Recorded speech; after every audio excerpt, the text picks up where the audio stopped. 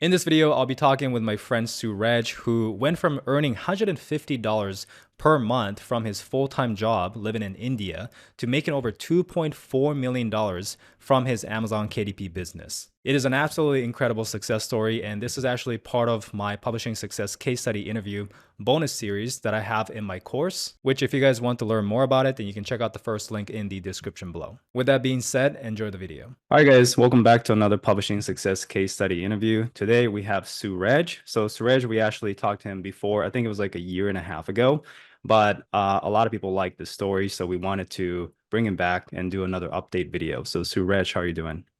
I'm doing good, man. How are you? I'm good, man. Thanks for coming back. So, for those who didn't watch the last video, and this is the first video that they're watching, can you tell us a little bit about your story, like how you got started with KDP? How did you discover it, and how it went maybe for the first year or so? Understood. So, uh, I don't think many of you know, but there was a guy called Stephen James back in a time, really old timer. He's retired now, really, but yeah, he's the one who got a lot of us into publishing, and that was back in I think 2015 or so, 2015, 2016, where publishing was a very different game. So Stephen James got me into it, and yeah, that was yeah. Then Yeah. slowly got improved, got better. Yeah, I think most of us, like at least our generation, because I also started Our like generation. 2016. Yeah, Okay. yeah. Stephen James was the OG. Like he hmm had a video that I watched too, and I got started with KDP that way, right? So you hmm watched his video, you got hmm started. How did your first book go? So the thing is, back in 2015, I was working a really dead-end job here in Bangalore, India. So I wasn't getting any money as such. It was a pre-training program. In a year, they started giving me $150.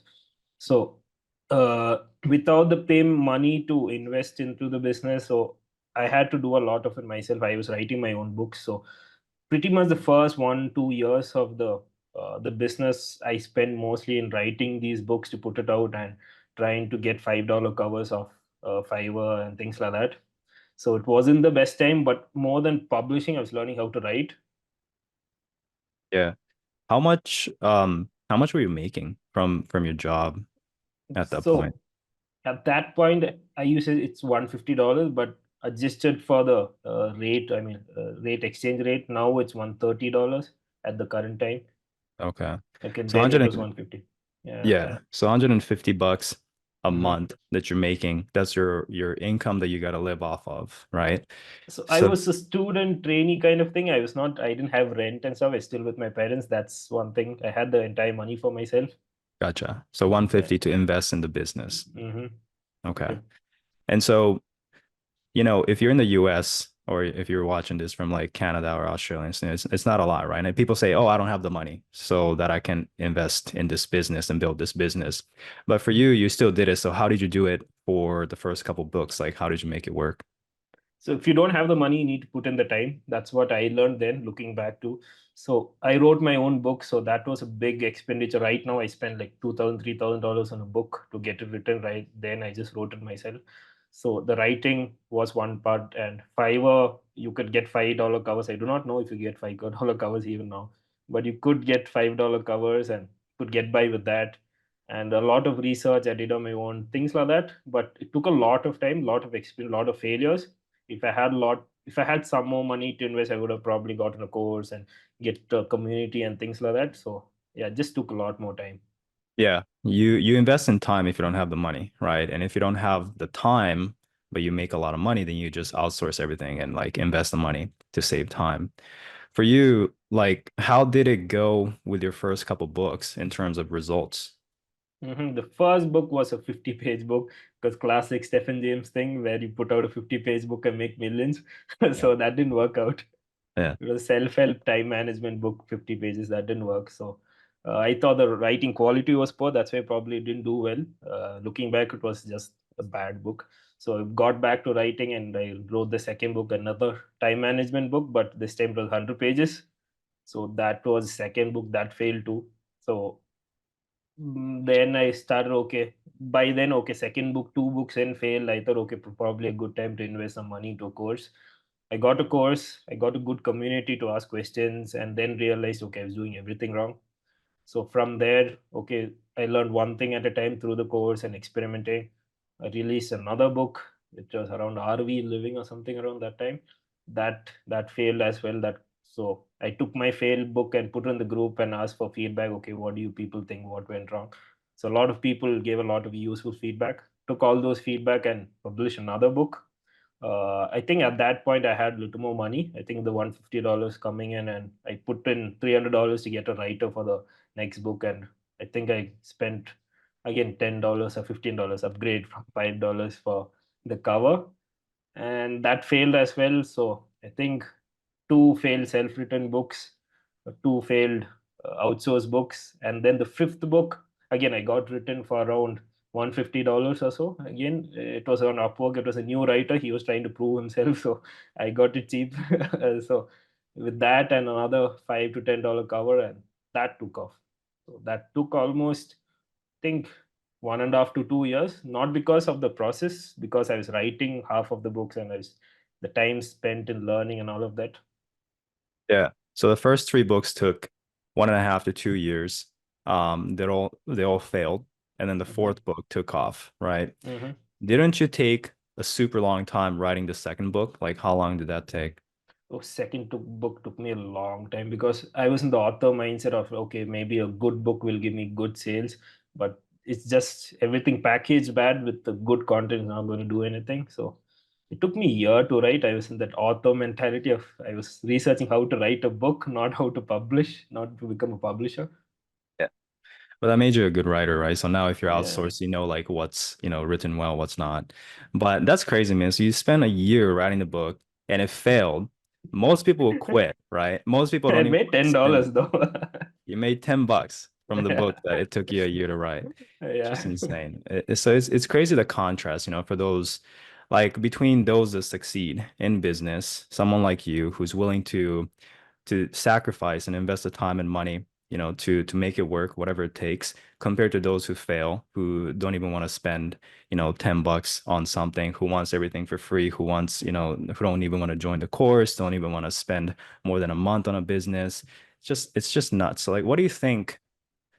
I don't know, like, do you what is your thoughts on that? People, do you have people that that sees your success and gives you excuses like, oh, I cannot do it, or maybe you succeeded because you're like this, but I'm not like that, or I don't have the money, or I don't have the time. Like, do you have something that you tell them?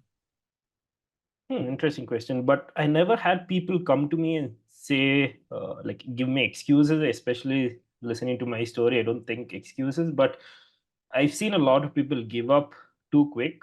And I feel to that, what I would say is I mean, there are people making money, it's not a secret. There are people, it works for a lot of people, especially I've seen 50 to 60 people making really good money from it.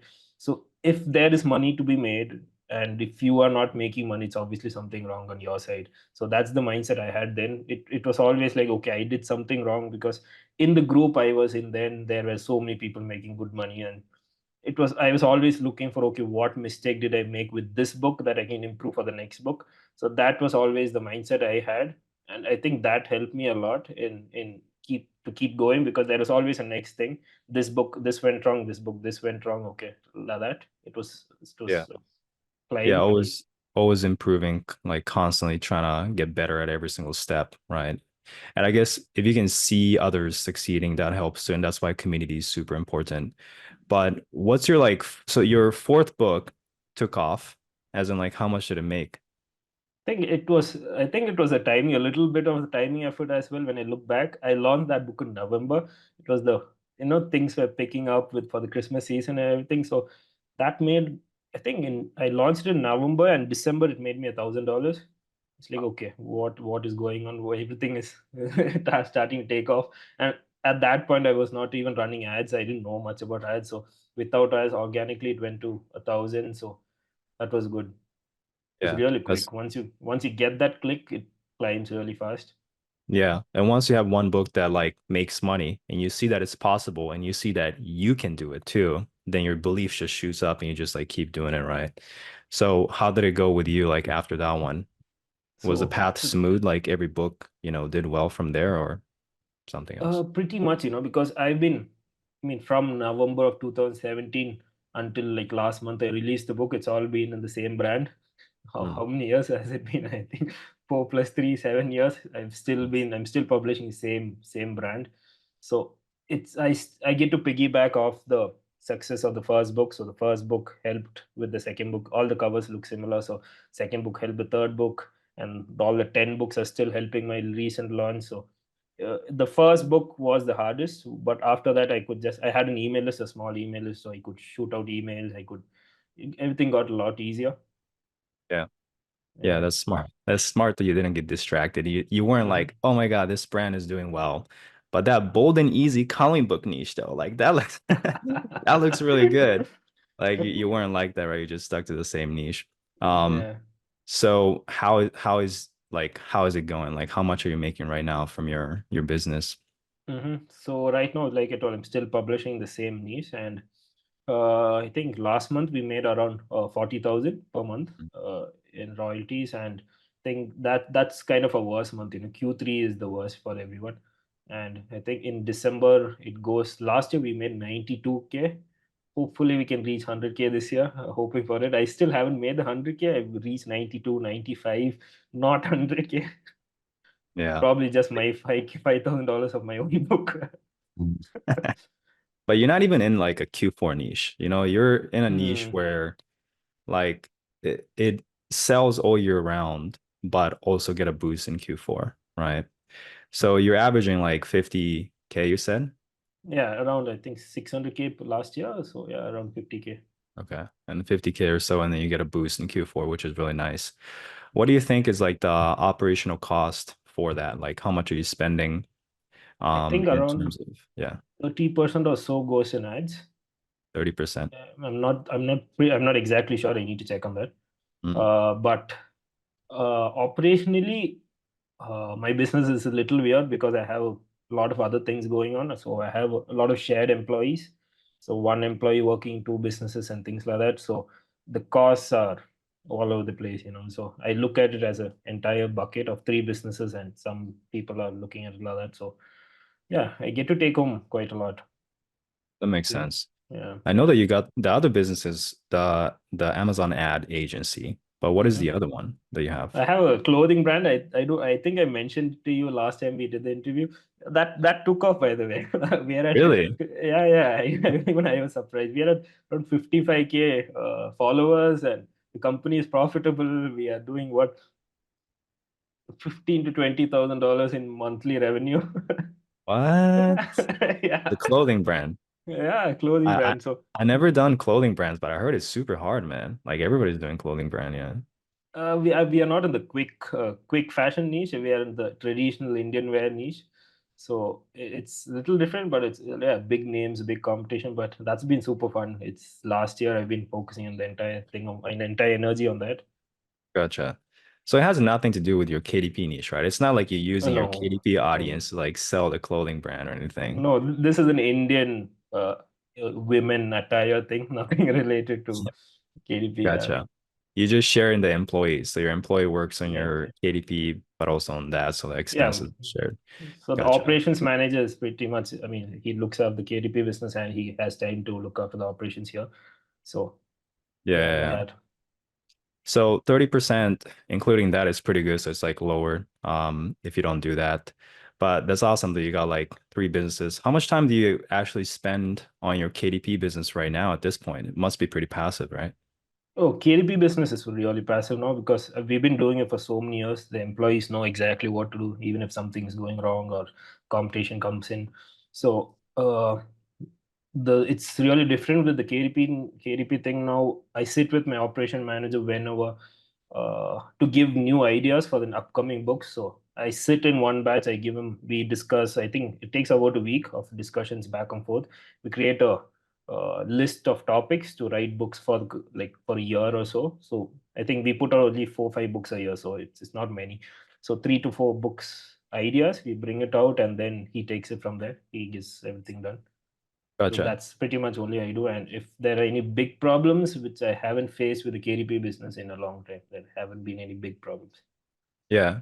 So that's helpful, right? Like for those who are in KDP having success and they're kind of transitioning to like from doing everything themselves to now, building a team, building systems. What you said here, or what you can share will be helpful. So you basically just sit down with your operational manager just once and plan out the whole year's worth of books.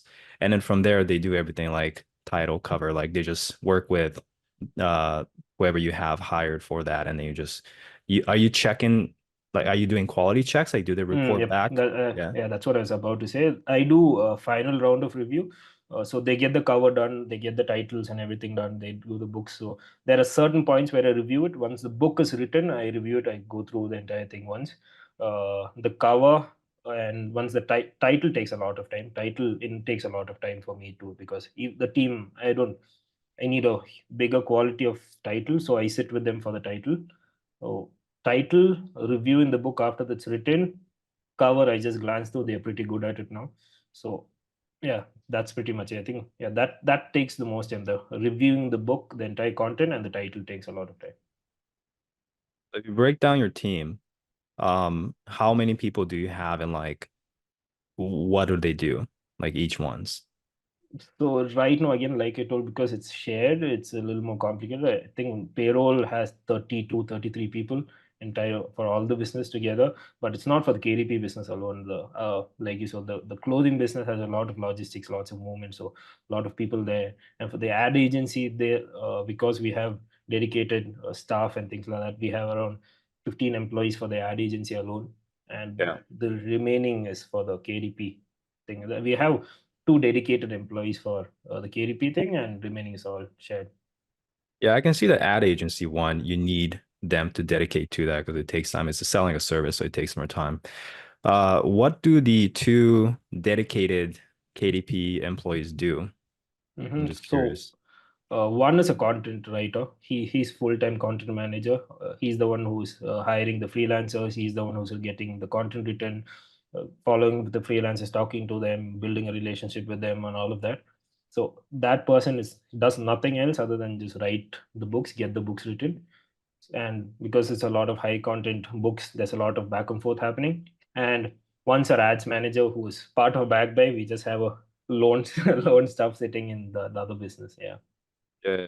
Okay, interesting. So going back to it, I think, if people are watching this for the first time, they didn't watch the other interview, they're curious what kind of books you publish. So without sharing the niche, can you share like, is it low content, medium content, high content, or something else?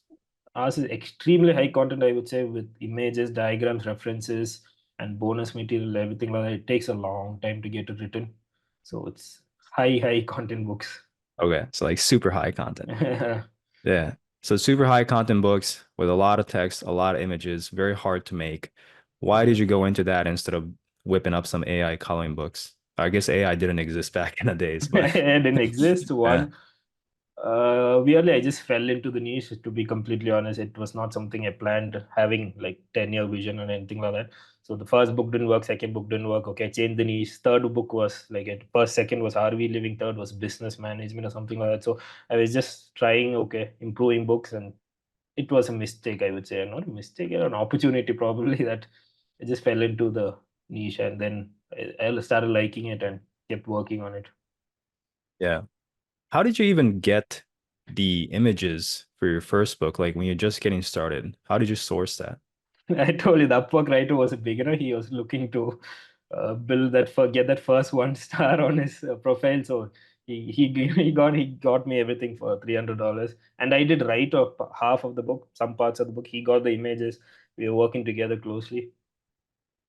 I don't think probably someone like that. He was a beginner from South America, or something, not the best English. So it was, yeah. Do you think there's a benefit in going into, high content, super high content books compared to like low and medium content books? Interesting question. I'm not really sure of that.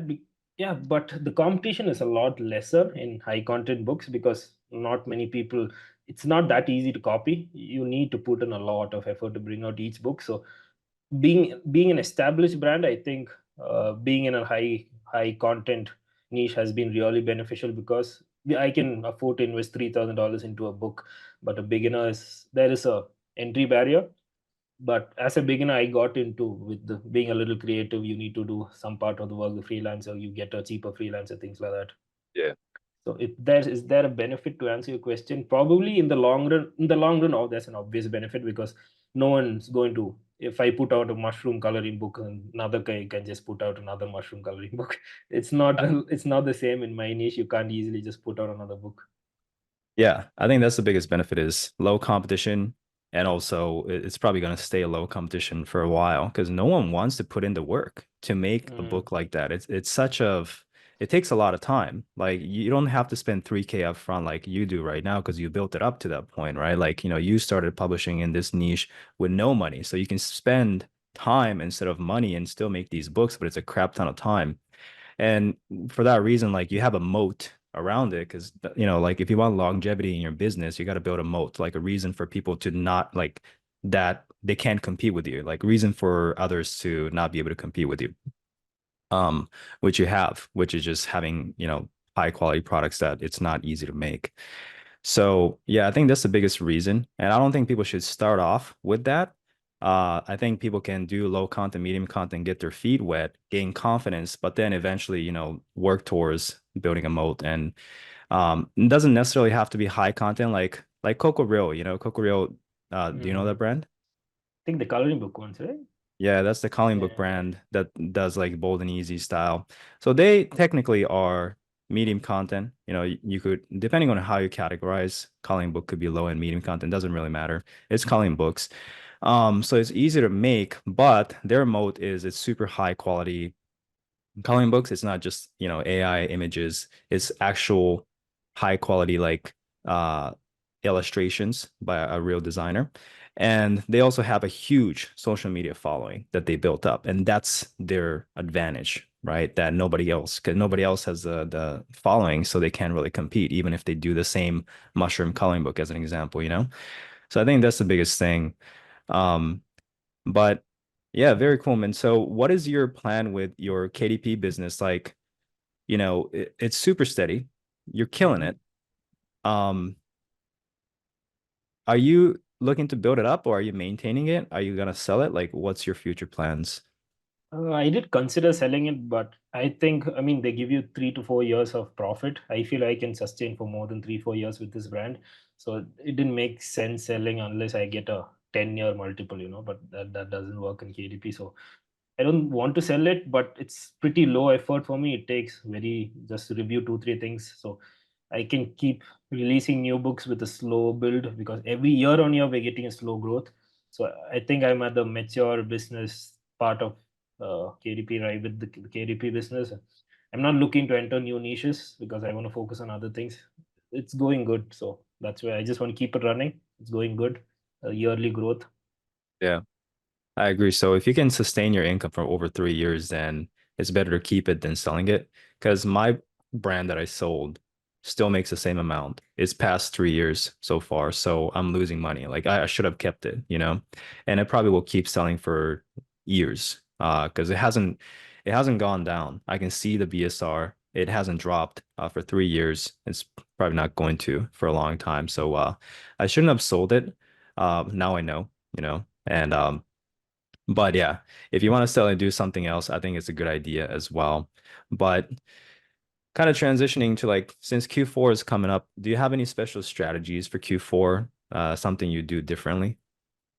So with Q4, we really try to launch our books by September, like the books that will sell well in Q4, bring up the new titles and try to finish all the work by September. And then after that is just a few, we send out a few emails for Black Friday and we send out emails for Christmas and all of that. That's the organic side of things.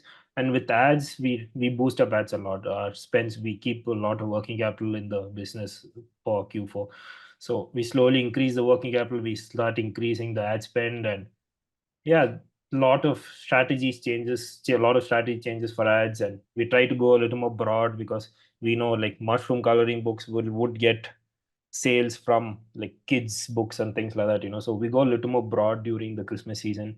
That's something we do, and a lot of and since the budget increased, there's a lot of daily management involved. We look at the bits daily, try to control things, make sure everything's going good because we are spending a lot of money in Q4.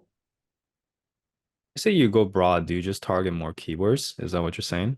Yeah, we try to during Q3, Q1. I mean, Q1's good. Q2, Q3. It's if you go broad into unrelated books and things like that, conversions are pretty low to have a good ACOS.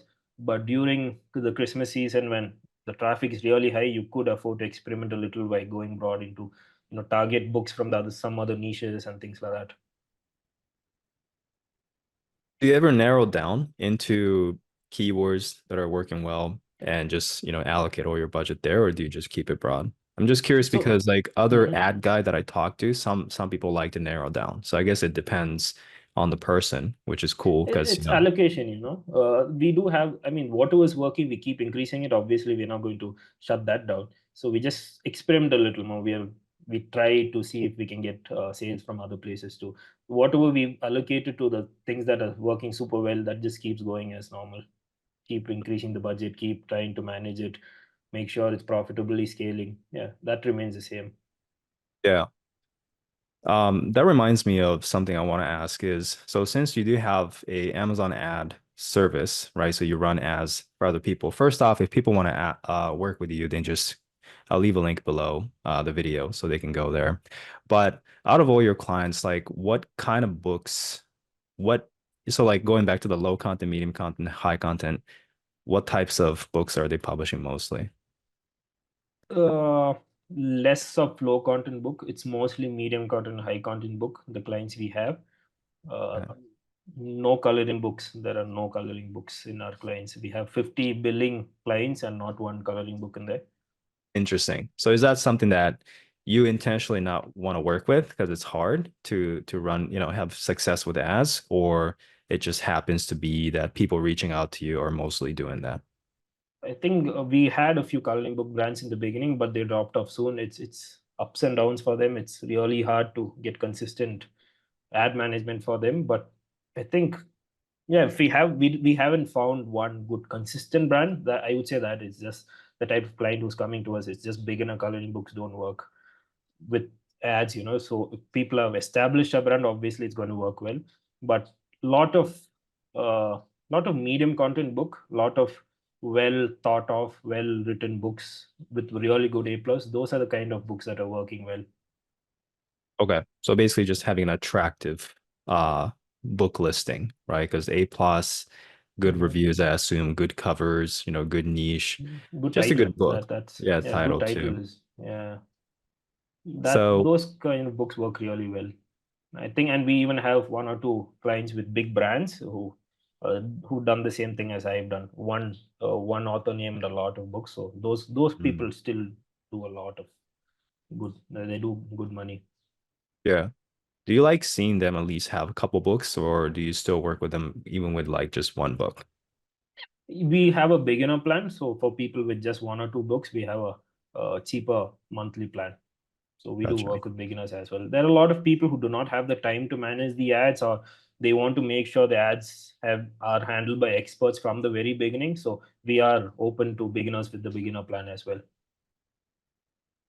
Okay. Interesting. Yeah, I was just curious, like, what kind of clients you have. Because for me, like most people who watch my YouTube videos are doing low content coloring books, like they'll start with that because there's so many side hustle channels promoting it. Even I made videos on it too. But I always put disclaimer, saying that, hey, like this is how you can start, but you're probably not gonna make thousands a month. It's a great way to get started, but you want to move up towards higher content. Um, True, because I've seen a lot of people make really good money, but I've seen with coloring with competition is so high that it goes down as well.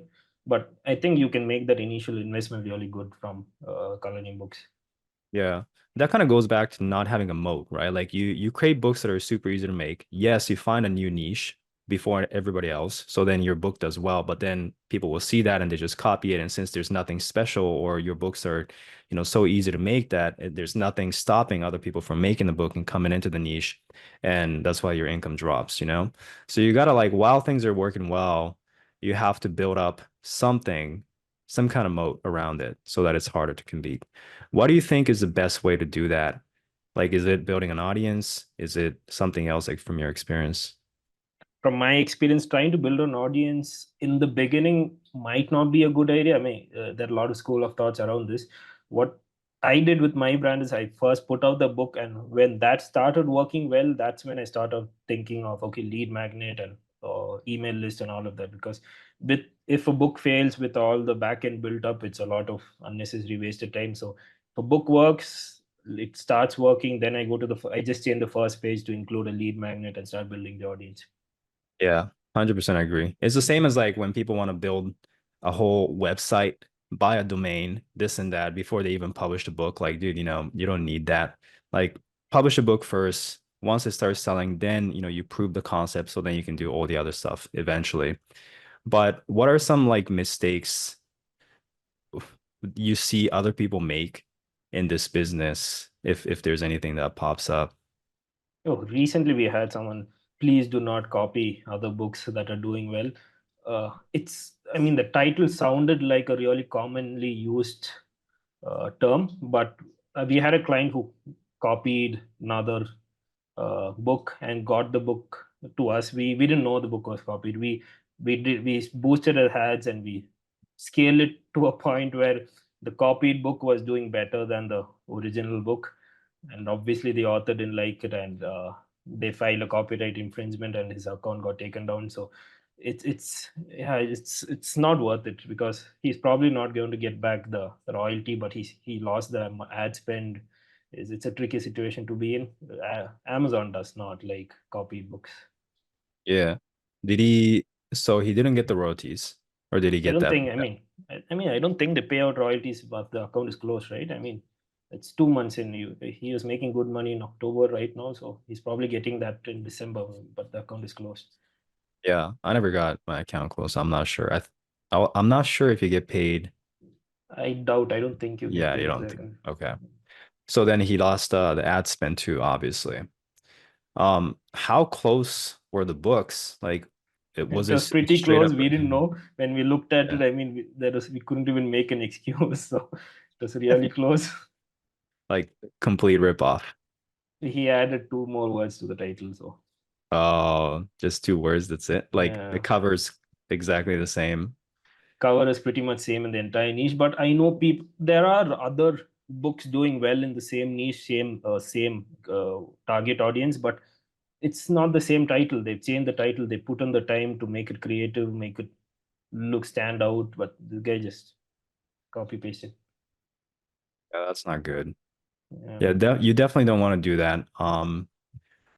It's so easy though. That's the thing with like AI is that AI is making the whole book creation process so easy compared to before, because before we had to hire a ghostwriter or write the book ourselves, and it wasn't like we still had to invest. Like I remember my first book, I invested a couple $100 at like age 21, no money.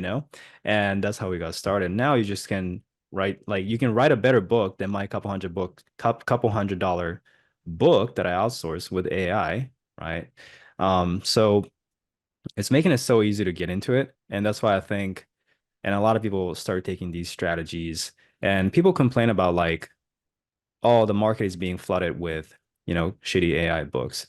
What do you think about that? Do you think that matters much if like the bottom of the barrel, the bare minimum quality stuff is being spammed when you're like all the way up here with a completely different dimension in terms of quality? Like, are you still getting affected, or is it more so like if you're pumping out shitty books and more people are pumping out shitty books, then yeah, of course, your competition is increasing. So like it sucks for you, but if you're not playing that game, you're in a completely different league, doesn't matter kind of thing. And I'm curious what your thoughts on that.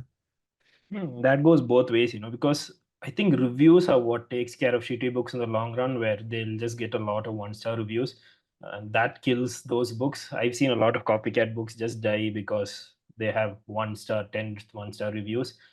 Reviews are the filter over there. If your book is really good and you have a lot of authentic reviews, that can boost it up. And I feel the cover and the title and the A plus is a lot more important, and having something unique, a different moat, or that has to become a lot more important than it was like 3 4 years ago. You need to have something unique to stand out. It's no more an option, especially with the AI books coming in. Yeah. You need to Is have a that different spin on the title or on the niche. Yeah. something that makes it better or unique, right? Mm-hmm. Yep. Um, the standard of quality definitely increased, I think, because the bare minimum quality increased because of AI, even though Mm-hmm. AI is still not producing like super amazing books. At least the bare minimum increased. So now, yeah, the standard overall increased as well. Um,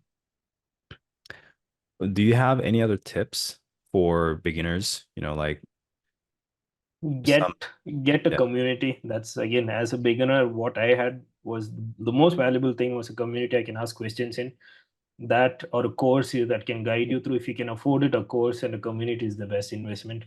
I've always said that forever, because that's what changed it for me. Just knowing, okay, there are obvious mistakes I was making that I didn't know. When I got a course, I'm like, oh, what am I doing? And if a book fails, I could easily put it in the community and ask for, what do I improve with this. That's invaluable. Nothing can give you more growth than that if you're a beginner. yeah, yeah, 100% agree. Like if I didn't have a course, I wouldn't have succeeded too. So if you guys are watching this and want to join my course, the link is in the description. No, I'm just kidding. Um, but if so, in terms of rating, like what is the most important you think in terms of like what makes a book successful? Is it the keyword, book cover, title? If you can rank it, what are the order of importance?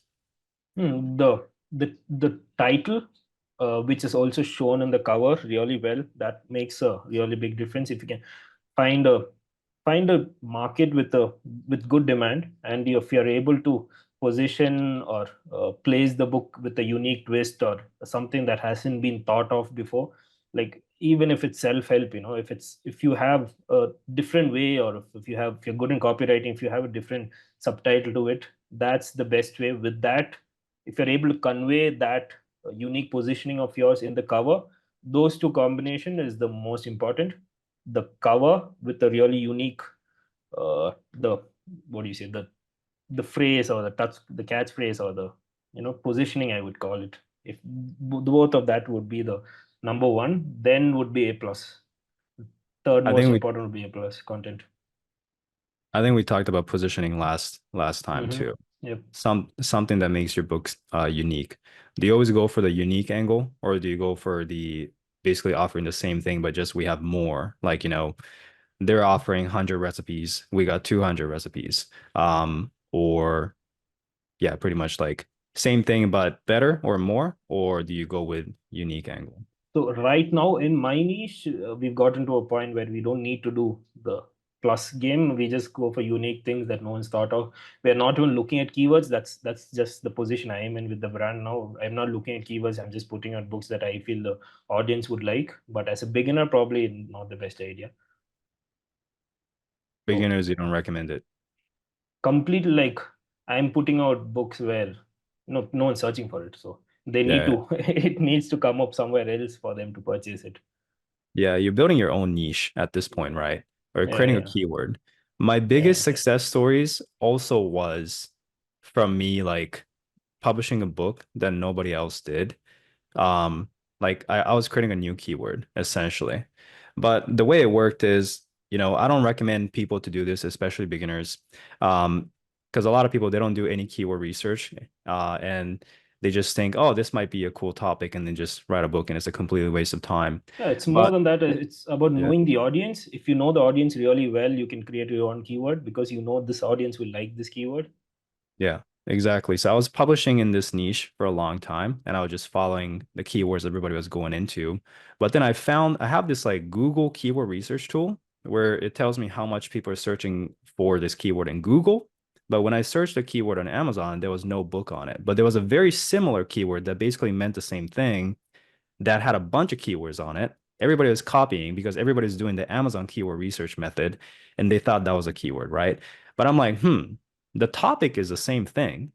And there's like a bunch of keyword here. It's very profitable, but no one's, you know, using this phrase as the book title. So I tested it out and it blew up immediately. And from there, like I kept, doing the same thing and it worked a lot of times. But it really requires you to know your audience, doesn't it? Like you can't just blindly go into it. So I think Very, Yeah, very know your important. audience, basic marketing. I feel everyone getting into publishing should study basic copywriting and basic marketing. It's like know your audience, give them what they want, have a unique positioning. That's it's basic marketing. I think everyone should learn that.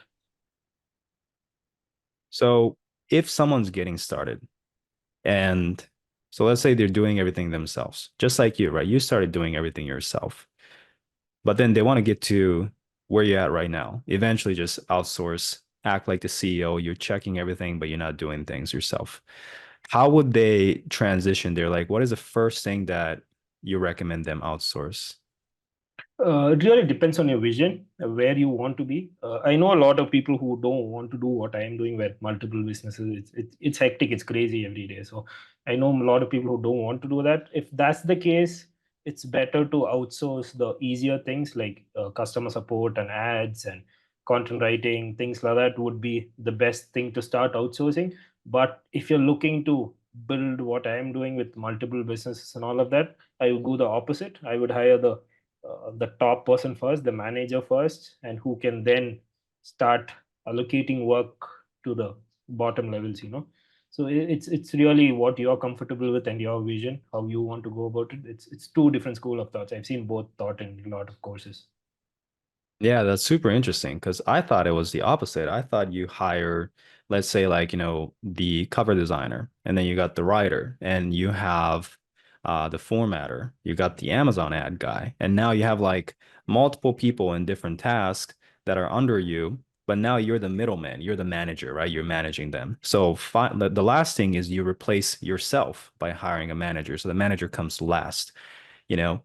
But then it also makes sense when you hire the manager first, but they have to understand the business. Because if they don't understand the business, they can't hire the cover designer, the Amazon ad guy, right? So how do you like do you hire the manager and train them, or do you try to find someone that already knows about KDP? So it might be the place where I'm coming from right now because with the clothing brand, I did the other thing. I hired a manager, I helped him do everything. So it's a very different place I'm in probably because he's the one who found the supplies. He's the one who's learning ads and getting the ads person. He's the one who's hiring. He's the one who hired the customer support. So everything channels through him, especially it could be this phase I am in where I don't want to do the small work. I mean, the hiring and the firing and all of that. So, but as a beginner too, I went that way. I mean, it's probably Yeah. different ways to go, but cover design and all of that, I think when it comes to things like that in KDP, once you build a relationship with one person, it's yeah, I've been using the same writer for 3 years now, so I have a good relationship with him. It's the same cover designer. If you can narrow down your vision into who can with to someone who can bring the things to life, I think you should always stick to that one freelancer. So that works. So my manager currently just talks to the same writer. But we have 2 3 writers from 3 4 years. We've been working with the same person, so it works. You can go either way. Yeah, for sure. I think for you and me, like we have the luxury of more money, but we don't have Mm, much time. that's Because I very did the true. same thing recently for my course side. Like from a course side, I replaced myself. I hired a kind of a operational manager. Um, and he is hiring a bunch of people. So like I did the manager first and then, but if I was just getting started, if I didn't have the money, like obviously it's more scarce, so I would do the other way for sure. Um, I was going, oh yeah, so what I wanted to ask you is, do you hire, like, do you have a uh place you prefer to hire, like Fiverr or Upwork? Because right now you're hiring a full-time Upwork. employee, Upwork.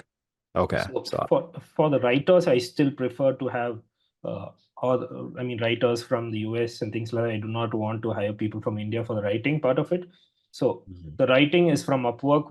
I mean, I like I told, I have 2 3 writers we've been working with for a long time, and we have an illustrator who creates all the diagrams for the book, and he's on Upwork as well. Because with Fiverr, you can't build a relationship. With Upwork, it's we just open a contract and he just keeps billing it, and it's been going on for a long time. But most of my employees are in office. We have an office in Bangalore. They come to our work. They come to a proper 9 to 5. So Yeah, that's where most of the employees are. Just the writers and the book creation part of it happens. The designers, the cover writing, and the title, everything happens in house. gotcha. How often do you give them a raise? Can we talk It about we that? Yeah, sure, man. So Yeah. we have yearly raises. That's Okay. one, a yearly 10% raise for everyone for sure. Yeah. And we every time someone takes up another responsibility, we give them a raise. It's Interesting. something my old mentor taught me a long ago. He called it hiring at a profit. If a person can do his task at a profit, you give him a hike. So if he's generating X amount of money, obviously you can give him a part of it. I look at it like that. If he's generating $1,000 a month, you give him a small cut, and if he goes from 1,000 to 2,000 by taking up a lot more responsibilities, you give him a hike. So, and a Yeah. yearly hike for sure. So you do both yearly and increase in performance. Yep. If they Gotcha. take up more responsibility, they're becoming more profitable for the business. I don't mind paying them more. So Yeah. I have clear cut path for most of the manager level people, where you do this, this will be your salary. If you can take up all this, your salary will improve. Things like that. Makes sense. I do Yeah. something similar where I just tell them, hey, if you're willing to work, I have a crap ton of work for you. Like I have pretty much unlimited amount of tasks I can give you, right? Most people just are not willing to do that. Like most people are just happy with the bare minimum task, and so I can't give them the task. But if you want to raise, the best thing you can do is to learn the task that I'm giving you now, so that I can give you more tasks, and then obviously I'll give you a raise because you're handling more work, right? But I've never done the yearly like 10%. It was always based on the Oh, task. okay, that's a general Indian thing. I don't know if it's there abroad, but all employees in India have a yearly raise. So that's a Oh, really? social practice, maybe. I'm not sure. Like automatic. You Yeah, always have to. Interesting. not always, but I think all the companies give 6% minimum. We give them a 10% hike, whatever they're at. Gotcha. Similar to the Filipinos, I think like every year in December you have to give them like a whole month worth of bonus, is what I heard. I don't know if it's Okay, correct, that's not but in India. That's not in India. okay. Interesting, man. Well, we covered a lot of more high level stuff. Like last time we talked more about your story and, you know, the overall journey. I think this time around we talked more about like psychology and also just like the outsourcing aspect of it. Is there anything else that you think we missed today in this call that you want to cover? I think we covered everything. Yeah, I mean, Yeah. yeah. One thing I want to ask you personally is, so you got three businesses. Are you planning to start more, or are you gonna just like go hard and straight? Honestly, I'm bored. I'm looking to start another one, because the thing is, the team members I've had have stuck with me from 2018, 2019, where I started hiring. I have really good people, so I have one really high level person who does not have something big enough challenging him. He's been pushing me to start something new. So I probably will, but the clothing business have to settle down a little more. It needs a little more time. So there's not much work for me right now. I'm just look at the vision of it, but the clothing thing is settled. Everyone, there are people assigned to every role. The systems are smooth, but just a little more optimization. The ad side is done by. I have a really good operation person there. He's taking care of everything. He takes the sales calls, talk to clients. So yeah, whenever I'm bored, I'll start looking at something else. So that's one thing that KDP has allowed me to do. So with the income coming in, I have a lot more room to start investing in businesses and start looking at things like that. So that's something that KDP has helped me do. Yeah. But why not just like build KDP more instead of going sideways? Like we always talk about like going deep versus wide, and you're going wide if you build different businesses, right?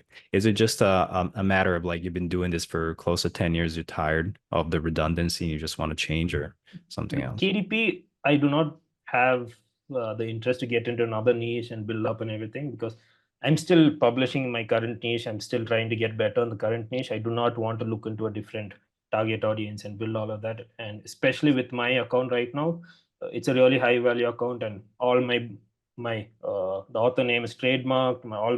All my books have copyright. It's all copyrighted in the US, and it's a really stable account. I don't want to bring in like different niche and a different trademark involved and all of that. So trying to keep it secure. I don't want to start another KDP account as well. So it's a mix of that. I don't want to get into new niche and make it dangerous for this current niche, because I'm if I'm publishing a book, I'll do it with copyright and trademark and all the certifications and all of that, just to keep it safe with Amazon. You just don't want to get into like accidental account suspension because you didn't Yep. check trademarks on the new keyword or something, right? Like Yep. for those who are watching, like, getting your account terminated for no reason is never gonna happen. Extremely rare. But Suraj is talking about like just a simple mistake of not checking trademarks or something. It'll probably get like temporarily suspended, but you'll probably get it I back don't either. think a new keyword or a new book would get you suspended or anything like that. It's just my belief that where I am at with this account, I want to have only trademarked and copyrighted things. It's nothing to do with like if we put a new book, you'll get Oh, suspended. It's just the safety barrier I want to create. It's very gotcha. personal. That Yeah, makes yeah. sense. Do you think you'll ever retire? Nah, man, I'm 28. I haven't thought of it. Never So, thought of retiring? nah, man, 28. So I have like 30, 40 years. Wait. You're 28. Yeah. Okay, okay. I thought you said you're 20, and I was like, what the hell? No, no, 28. That's right. Okay, okay. We're about So, 2 years different because I'm almost 30. mhm, Um, yeah, man, I don't know. I've been thinking about not retiring, but so my issue is I also got three businesses. I got my mhm, KDP business, I got my YouTube business, and the education, the course side, right? It's all related. It's all under the same KDP umbrella, but it's technically a different business. It requires a whole set of different operations and stuff. So my issue is that I feel pulled in so many different directions. I really enjoy creating. So I really love KDP. Like I always think about like for my retirement plan, because you still want to work, even if you retire. Like there's studies out there where people die a lot quicker once they retire compared to when they're working, right? So you need a purpose in life. And often if you enjoy working, it's better. So I was thinking, man, I can just publish books for fun because I truly enjoy the process of KDP. And I also truly enjoy the process of making YouTube videos, although I get way more hate, on YouTube. Automatic. If you're gonna do YouTube, you're gonna get hate automatic, right? And that annoys me a lot. mhm. It's a source of stress, but also it's a source of like outlet as well. Um, it's just that having three different businesses, you know how like when you want to focus, you need to just focus on one task, and then after a while you get in the zone, and that's where the happiness comes from because you're in the zone. Um, or in the flow state, as some call it. But then my issue is I have so many different businesses and then people are checking in on me. People want me to check on something that I never get in the zone because I got to do a little bit of task here, and then I got to do another little bit of task here, and I got to email to respond here and this and that, And I've been working on replacing myself a lot recently, but still it never really ends. So I don't know. Do you have any advice on that as someone who's Yeah, man. Really, I was in the same situation. I had the same question for my mentor a few years ago, D1. So I asked him the exact same question, but I couldn't get an answer then. But now I know that because, you know, I get the flow state from following up with people, sitting with people and talking to them more than doing something. So I don't do anything right now. I don't write. I don't do anything. It's mostly ideas and talking to people and asking if they're doing good. So you get to a point where that following up and talking to people and uh, the the entire process of ideas and vision, and that you start getting a flow state from that, and you stopped doing all the work.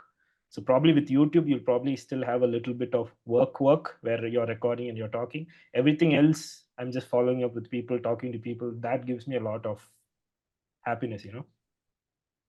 saying? Yeah, YouTube will never not be a full-time job. It's just how it Hmm. is. Like there's no way to outsource YouTube. Nobody has ever successfully replaced themselves. Like every time they do, the views just plummets. So Exactly. so it's a personal brand, really. KDP So in the with course. with the other things, you'll probably, once you have really good systems, you wouldn't need to do anything. Like you told, you get into flow state with doing something. There will reach you will reach a point where someone else is doing it better than you. So you just need to follow up with that person. So other than this YouTube thing, I think everything else you just need to be giving the vision and communicating. Yeah, absolutely. And I recently, not really recently, but this year, 2014, like instead of trying to make more money, it was more so how can I replace myself to open up more time? Because I was like really stretching myself thin, doing a lot of things. Um, my ultimate goal is just to make books on KDP, learn the new strategies, learn what works, and then teach that on YouTube and in my course, right? YouTube will be like more daily, videos. The course will be like the really, really good stuff. And I just want to do all that. Like that really makes me happy. And that's all I want to do every single day. It's just that and I'm getting there slowly, slowly replacing myself. I hired a lot of people for different businesses. So it's slowly getting there for sure. Mm-hmm. Yeah. Awesome. Nice. All right, man. Well, um, yeah, interesting talk. So one last Mhm. time, since you got the Amazon ad management service, if you're watching this, you want Suresh team to manage Amazon ad for you, or just to see if it's a good fit, you can book a call. It's still a book a call, right? Yep, it's a book call. Okay, so you can book a call from the link below this video, talk to the team, they'll check it out and they'll check out your books and see if it's a good fit to work together or not. So anyways, with that being said, Suraj, thanks for the chat. It was super good. I learned a lot too. I think the viewers did as well. And we'll do it again next year for the third version. Yeah, sure, man. Sure. Looking forward to that.